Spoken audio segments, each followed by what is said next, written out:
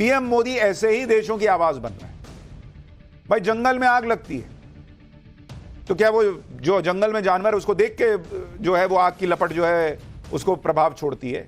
इन्हें ये तो टाइगर है, इसको रहने दो, अरे ये हिरन है, इसको जला देते हैं। ऐसे थोड़ी होता है। वैसे ही दुनिया के इस जंगल में आग लगी हुई है।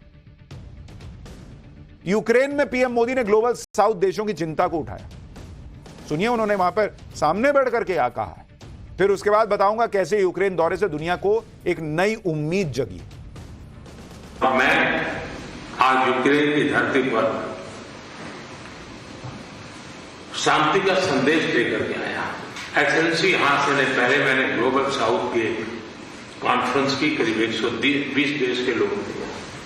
मैं उनकी तरफ से भी शांति का संदेश लेकर के आया। एक्सेलेंसी आप भली भांति जानते हैं, यूक्रेन के लोग भी भली भांति जानते हैं कि शांति के हर प्रयास में भारत का सक्रिय योगदान रहा है। और आप भली भांति जानते हैं कि हमारा अप्रोच पीपल सेंट्रिक रहा है। और मैं आपको भी और पूरे विश्व समुदाय को विश्वास दिलाना चाहता हूं, और वो भारत का कमिटमेंट है। और हम स्पष्ट मानते हैं कि संप्रभुता और क्षेत्रीय अखंडता का सम्मान हमारे लिए सर्वोपरि है। हम उसका समर्थन करते हैं। नरेंद्र मोदी ने साफ कर दिया कि शांति की बात वो दोस्ती यारी देखकर नहीं करते, वो दुनिया के लिए क्या फायदेमंद है और भारत के लिए क्या फायदेमंद है, क्या जरूरी है, ये देखकर करते। ये नहीं कि रूस दोस्त है तो अच्छा एक काम करते उसको छोड़ देते, या यूक्रेन के पास गए हैं तो इसको नहीं बोलते हैं। पीएम मोदी के यूक्रेन दौरे पर पूरी दुनिया की नजर इसीलिए, दुनिया को एक बार फिर यह उम्मीद जगी है कि अगर कोई इस युद्ध को रुकवा सकता है तो वो नरेंद्र मोदी, क्योंकि असल में यह युद्ध यूक्रेन और रूस के बीच नहीं बल्कि रूस और अमेरिका के बीच है। यूक्रेन इस युद्ध का बैटल ग्राउंड है और भारत ही एकलौता पावरफुल देश है जिसके अमेरिका और रूस दोनों से अच्छे संबंध हैं।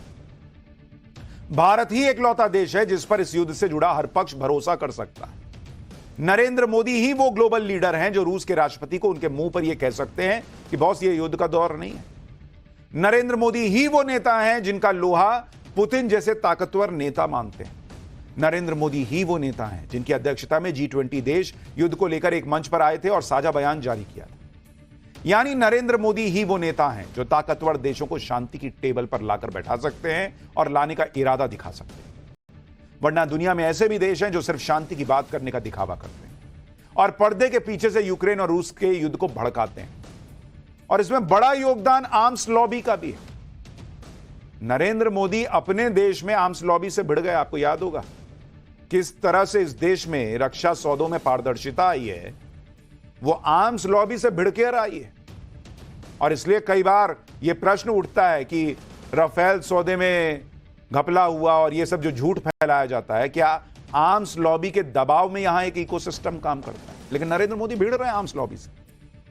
वैसे ही दुनिया में आर्म्स लॉबी चाहती है कि युद्ध चलता रहे, लेकिन नरेंद्र मोदी जाकर शांति की बात करते हैं।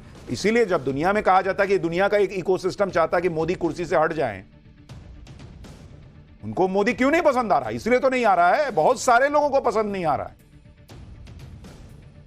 क्योंकि उनको लगता है कि भाई हम तो नोट छाप रहे हैं, कोई मरे तो मरे। नरेंद्र मोदी कह रहे हैं कि नहीं, युद्ध बंद करा दो, तो उनका नोट छपना बंद हो जाएगा। नरेंद्र मोदी इस बात को समझते हैं, इसलिए यूक्रेन पहुंचकर उन्होंने खुद ही कहा कि शांति के हर प्रयास में भारत सक्रिय भूमिका निभाने को तैयार है। एक बार प्रधानमंत्री की बात सुनिए, फिर आपको बताऊंगा कि पीएम मोदी के दौरे से चीन क्यों भड़का हुआ है। मैं आज आपसे शांति की ओर आगे बढ़ने के मार्ग पर विशेष रूप से चर्चा करना चाहूंगा। एक्सेलेंसी, मैं आपको विश्वास दिलाना चाहता हूं कि शांति के हर प्रयास में भारत अपनी सक्रिय भूमिका निभाने के लिए तैयार है। व्यक्तिगत रूप से मैं भी अगर इसमें कोई योगदान कर सकता हूं तो मैं जरूर करना चाहूंगा।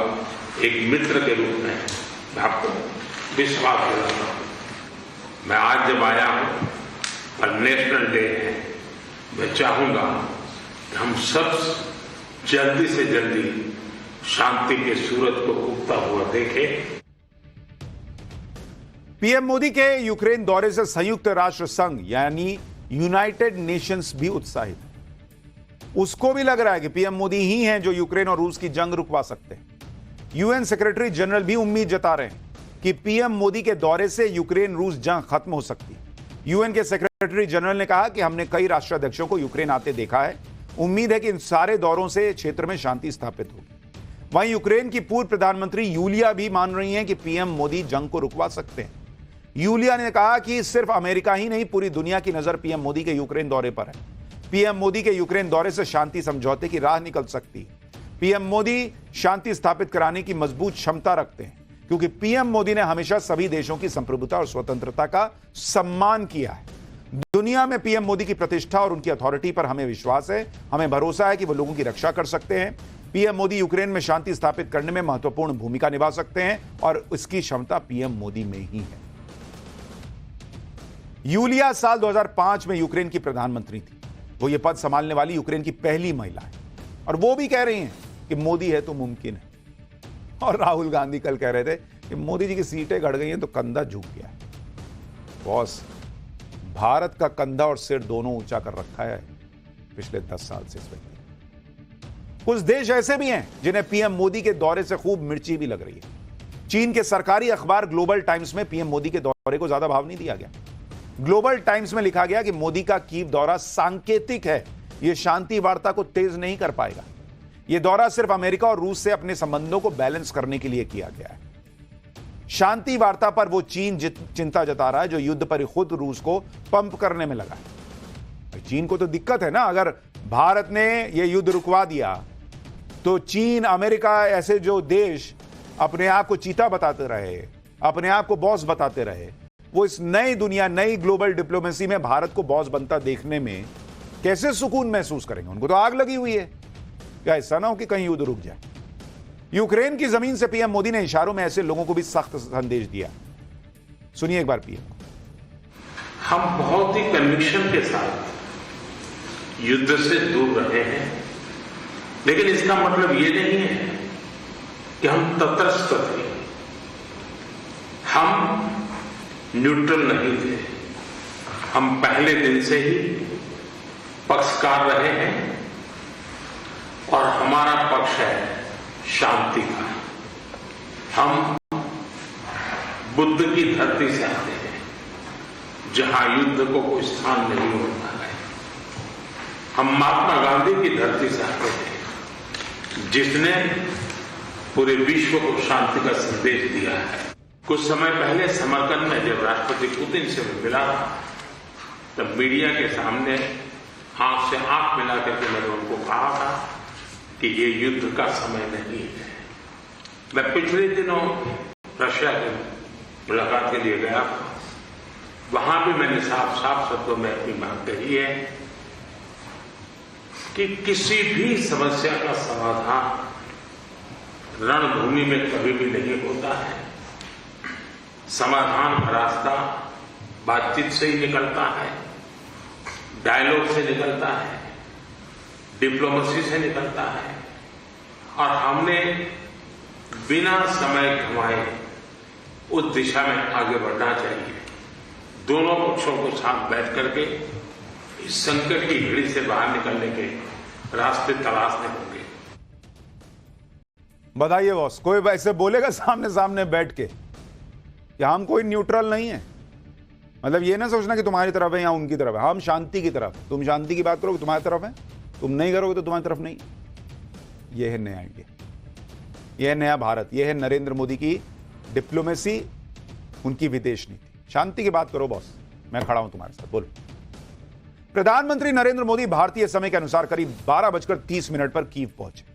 पीएम 2 देशों के दौरे पर हैं। पोलैंड का दौरा पूरा करने के बाद आज वो यूक्रेन की राजधानी कीव पहुंचे। पीएम मोदी ट्रेन से कीव सेंट्रल रेलवे स्टेशन पहुंचे। यह बेहद खास ट्रेन है जिसका नाम रेल फोर्स 1 है। कीव रेलवे स्टेशन पर कड़ी सुरक्षा के बीच पीएम मोदी रेल फोर्स 1 से उतरे। यूक्रेन के विदेश मंत्री ने पीएम मोदी को रेलवे स्टेशन पर रिसीव किया। वहां से सीधे होटल के लिए वो रवाना हो गए। कीव के होटल हयात में पीएम मोदी के रुकने की व्यवस्था की गई है। पीएम मोदी के इंतजार में बड़ी संख्या में भारतीय समुदाय के लोग होटल के बाहर इंतजार कर रहे थे। जैसे ही पीएम मोदी होटल पहुंचे, वहां भारतीय लोगों ने मोदी मोदी के नारे लगाने शुरू कर दिए। होटल में पीएम मोदी का जोरदार स्वागत हुआ। वहां मौजूद भारतीय लोग लगातार नारे लगाते रहे, भारत माता की जय, मोदी मोदी के नारे से होटल गूंज रहा। जरा तस्वीरें दिखाइए।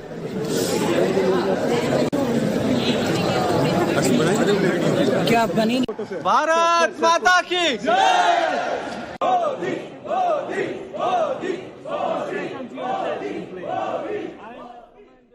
होटल में कुछ देर रुकने के बाद पीएम मोदी कीव में महात्मा गांधी की प्रतिमा को नमन करने के लिए पहुंचे। पीएम मोदी ने कीव के एवी फोमिन बोटैनिकल गार्डन में महात्मा गांधी की कांस्य प्रतिमा पर श्रद्धांजलि अर्पित की।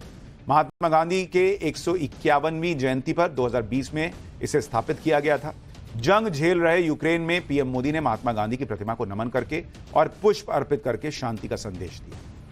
ज़ेलेंस्की प्रेसिडेंशियल पैलेस में ही भारत और यूक्रेन के बीच डेलीगेशन लेवल की बातचीत भी हुई। भारत और यूक्रेन दोनों देशों के डेलीगेशन के अधिकारियों ने फाइलों पर साइन किए और इस दौरान पीएम मोदी और ज़ेलेंस्की पीछे खड़े थे। भारत के विदेश मंत्री एस जयशंकर, विदेश सचिव विक्रम मिस्री और रणधीर जायसवाल वहां पर मौजूद नजर आए। पीएम मोदी के यूक्रेन दौरे पर ही दोनों देशों के बीच 4 MOU साइन हुए हैं। दोनों देशों के बीच एग्रीकल्चर और फूड इंडस्ट्री में भागीदारी बढ़ाने को लेकर MOU साइन हुआ, मेमोरेंडम ऑफ अंडरस्टैंडिंग जिसको कहते हैं। मेडिकल प्रोडक्ट रेगुलेशन को लेकर MOU साइन हुआ। युद्ध से बहुत ज्यादा प्रभावित इलाकों में मानवीय मदद बढ़ाने के लिए MOU साइन हुआ और दोनों देशों के बीच सांस्कृतिक सहयोग बढ़ाने के लिए भी एक MOU साइन किया गया। युद्ध में फंसे यूक्रेन की मदद के लिए पीएम मोदी ने ज़ेलेंस्की को एक खास गिफ्ट भी दिया जिसका नाम भीष्म है। भीष्म यानी भारत हेल्थ इनिशिएटिव फॉर सहयोग, हित एंड मैत्री। भीष्म क्यूब एक पोर्टल मोबाइल अस्पताल की तरह है जिसे आपदा प्रबंधन और इमरजेंसी मेडिकल सपोर्ट के लिए डिजाइन किया गया है।